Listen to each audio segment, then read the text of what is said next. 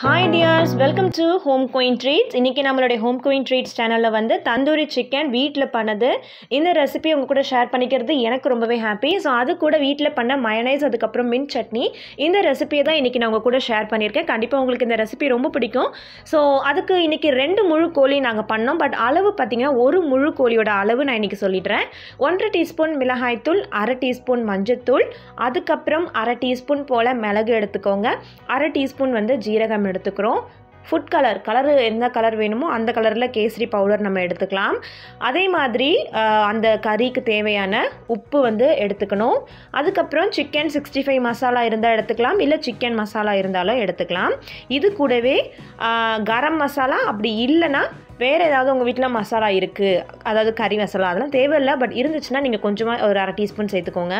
அதுக்கப்புறம் வந்து இஞ்சி பூண்டு இந்த அளவுக்கு, ஒரு முழு பூண்டு, இஞ்சி வந்து இந்த சைஸ்க்கு. ஸோ இது வந்து எடுத்துக்கிட்டோம். 50 ml ஆயில் வந்து இந்த ஒரு முழு கோழிக்கு கரெக்டாக இருக்கும். ஏன்னா இந்த ஆயில் போட்டு தான் அந்த மசாலா எல்லாத்தையுமே நம்ம பரட்டி எடுக்க போகிறோம்.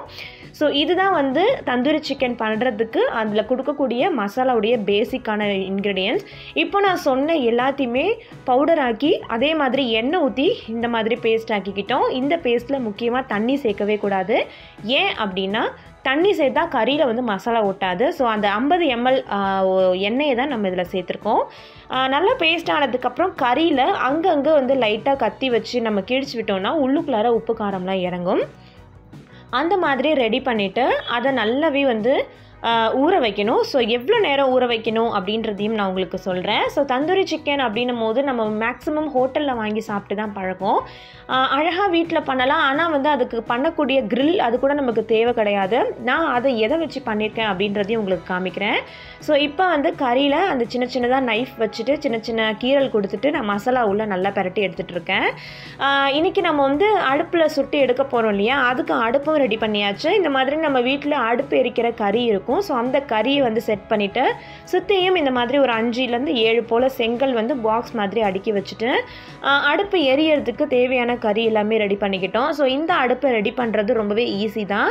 இந்த மாதிரி விறகு குச்சிகள், அதுக்கப்புறம் என்ன உங்களுக்கு கிடைக்குதோ அதெல்லாமே போட்டு நம்ம நல்லா கொஞ்சம் கெரோசின் ஊற்றி நம்ம எரிய விடும்போது அந்த கறி எல்லாமே எரிஞ்சு நமக்கு நல்லா ரெட்டிஷாக வந்து வரும். ஸோ அந்த ஹீட்டில் தான் நம்ம இந்த கறியை வந்து நல்லாவே வந்து சுட்டு எடுக்க போகிறோம். இப்போ வந்து எல்லாமே எரிஞ்சிட்ருக்கு. நல்லா எரிஞ்சு முடிச்சதுக்கு அப்புறமா உங்களுக்கு நான் வந்து காமிக்கிறேன். ஸோ இந்த அளவுக்கு பார்த்தீங்க அப்படின்னா எல்லா இடத்துலையுமே நல்லா உங்களுக்கு ரெட்டிஷாக இருக்கும். ஸோ அந்தளவுக்கு கறி எல்லாமே எரிஞ்சு ரெடியாக இருக்குது. இந்த ஹீட் வந்து ரொம்பவே போதுமானது நம்மளுடைய சிக்கன் வேக வச்சு எடுக்கிறதுக்கு.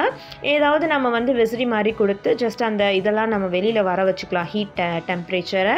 அதுக்கப்புறம் இது என்னன்னு பார்த்தீங்கன்னா சைக்கிளில் இருக்கக்கூடிய கூடை தான். அந்த கூடையை இந்த மாதிரி 2ஆக ஓப்பன் பண்ணிட்டோம்னா இந்த மாதிரி நீட்டாக நமக்கு வந்துடும்.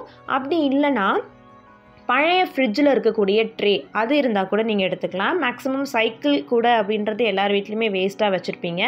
ஆனால் யூஸ் பண்ணுறதுக்கு முன்னாடி நல்லா ஒரு தடவை வாஷ் பண்ணிக்கோங்க.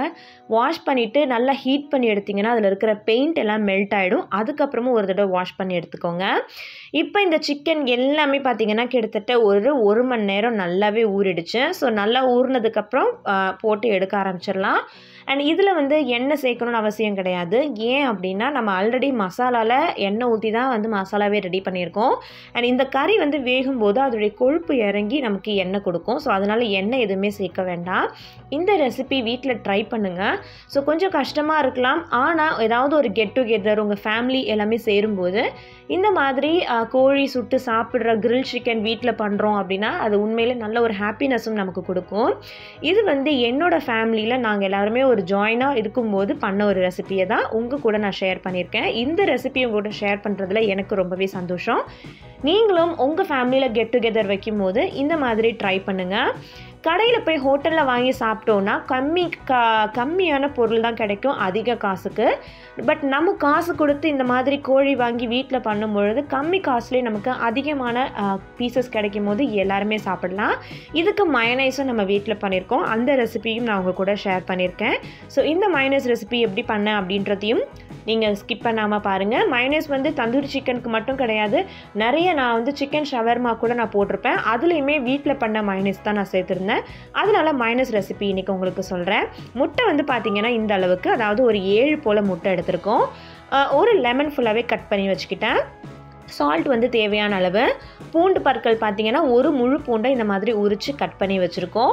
அதுக்கப்புறம் வந்து மிளகுத்தூள் வந்து நல்ல ஒரு டீஸ்பூன் போல் நிறையா எடுத்து வச்சுருக்கேன். அண்ட் அதுக்கப்புறம் பார்த்திங்க அப்படின்னா சர்க்கரையுமே பார்த்திங்கன்னா நல்லா 1 டீஸ்பூன் போல் நான் எடுத்துக்கிட்டேன். வினிகர் வந்து ஒரு பாட்டில் எடுத்துக்கிட்டேன். ஸோ இது எந்த அளவு சேர்க்குறேன் அப்படின்றத நான் உங்களுக்கு மைனஸ் பண்ணும்போது காமிக்கிறேன். ஸோ மைனஸ் ரெசிபி கூட வீட்டில் நீங்கள் பண்ணலாம், அதுவும் கடையில் வாங்கணும் அப்படின்னு அவசியம் கிடையாது. ஸோ இதெல்லாம் நம்ம வீட்டில் பண்ணும்பொழுது நமக்கு கம்மியான காசில் நிறையா கிடைக்கும் போது எல்லோரும் தாராளமாக சாப்பிடலாம். இப்போ வந்து 1 டீஸ்பூன் சுகரும் அந்த ஒரு பூண்டு முழுக்க கட் பண்ணி வச்சுருக்கிறதையும் நான் மிக்ஸி ஜாரில் சேர்த்துக்கிறேன். அதுக்கப்புறம் இதுக்கு தேவையான சால்ட் வந்து சேர்த்துக்கிறேன். முட்டை வந்து நம்ம 7 முட்டை எடுத்திருக்கோம், அதில் பாதி மட்டும் ஃபஸ்ட்டு சேர்த்துக்கிறேன். லெமன் வந்து இந்த மாதிரி ஃபுல்லாகவே நான் பிழிஞ்சு விட்டுக்கிறேன். நான் 7 முட்டை சொல்லியிருந்தேன் இல்லையா, ஃபஸ்ட்டு ஒரு 3 முட்டை போட்டுட்டு ஓட்டிடுங்க. அதுக்கப்புறமா ஒரு 4 முட்டை சேர்த்துக்கலாம். ஒரே தடியாக எல்லா முட்டையுமே சேர்த்துக்க வேண்டாம். இப்போ நான் எடுத்துருக்கிற லெமன் வந்து நல்லாவே ஒரு லெமனை அது ஃபுல்லாகவே நான் வந்து பிழிஞ்சு எடுத்துக்கிறேன். கண்டிப்பாக இந்த ரெசிபி உங்கள் வீட்டில் ட்ரை பண்ணுங்கள், நல்லாயிருக்கும். நல்ல ஒரு என்ன சொல்கிறது, நல்ல ஒரு தந்தூரி சிக்கன் சாப்பிட்ட ஒரு முழு திருப்தி உங்களுக்கு ஹோட்டலில் ரெஸ்டாரண்ட்டில் சாப்பிட்ட மாதிரி ஒரு திருப்தி உங்களுக்கு கிடைக்கும். ரெசிபி கண்டிப்பாக ட்ரை பண்ணுங்கள். இந்த வீடியோ உங்களுக்கு பிடிச்சிருக்குன்னா கீழே லைக் பட்டன் இருக்குது, மறக்காமல் கிளிக் பண்ணிக்கோங்க. நம்ம சேனல் ஹோம் குயின் ட்ரீட்ஸ் நீங்கள் இன்னும் சப்ஸ்கிரைப் பண்ணலை அப்படின்னாலும் மறக்காமல் சப்ஸ்கிரைப் பண்ணிக்கோங்க. இப்போ வந்து நான் 3 முட்டை சேர்த்ததுக்கப்புறம் ரீஃபைண்ட் ஆயில் எது வேணாலும் சேர்த்துக்கலாம், வாசனை இல்லாத ஆயில். அதை போட்டுட்டு நல்ல ஒரு ஓட்டி எடுத்ததுக்கப்புறம் கொஞ்சம் கொஞ்சமாக அந்த எண்ணெயை நம்ம சேர்த்துக்கிறோம். ஸோ 7 முட்டைக்கு 1 கப் வந்து ஆயில் நம்ம எடுத்திருக்கோம். ஸோ ஒரு சின்ன கப், அந்த கப்பில் கிட்டத்தட்ட ஒரு 100 ml ஆயில் அப்படின்னு சொல்லலாம். இது வந்து நிறைய பேர்த்துக்கு, அதாவது இது எத்தனை பேர் சாப்பிட்லான்னு பார்த்தீங்கன்னா ஒரு 8லேருந்து 10 பேர் நல்லாவே சாப்பிட்லாம். அதுக்கப்புறம் 1 டீஸ்பூன் போல் பெப்பர் சேர்த்துருக்கோம். நான் முன்னவே சொன்ன மாதிரி ஃபஸ்ட்டு 3 முட்டை ஓட்டிட்டு அதுக்கப்புறம் திரும்ப 4 முட்டையை உடச்சி ஊற்றிக்கணும். இப்போ வந்து பெப்பர் சேர்த்தாச்சு. அதுக்கப்புறம் சின்னதாக 1 டீஸ்பூன் போல் வினிகரும் சேர்த்துக்கிட்டோம். அவ்வளோதான். இது நம்ம ஓட்டி எடுத்துட்டோம் அப்படின்னாலே மைனஸ் வந்து ரெடி ஆகிடும். So minus ready, tandoori chicken ready. And mint chutney எல்லாத்துக்குமே தெரியும். ஸோ அதனால் அதை நான் வந்து அதுக்கான ரெசிபி நான் கொடுக்கல. ஜஸ்ட்டு புதினால, இஞ்சி அந்த மாதிரி போட்டு பச்சை மிளகாய் உப்புலாம் போட்டு அரைச்சி எடுத்தோடனே நமக்கு மின்ட் சட்னி ரெடி ஆகிடும். இந்த வீடியோ உங்களுக்கு பிடிச்சிருந்தா கண்டிப்பாக லைக் கொடுங்க. நீங்களும் ட்ரை பண்ணி பாருங்கள். தேங்க்யூ ஸோ மச் ஃபார் வாட்சிங் திஸ் வீடியோ.